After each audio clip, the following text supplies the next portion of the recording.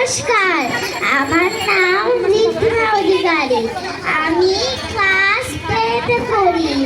আমি একটা কবিতা বলতে চাই। আমার কবিতার নাম ওই দেখা যায় তাল গাছ।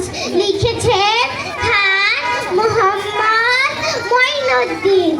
ওই দেখা যায় তাল গাছ, ওই আমাদের গা, ওইখানেতে বাস করে কানা বগিচা। ও বগি তুই খাস কি? পান্তা ভাত চাস কি? পান্তা আমি খাই না, পুঁটি মাছ পাই না। একটা যদি পাই অমনি ধরে ঘাপুস ঘুপুস খায়।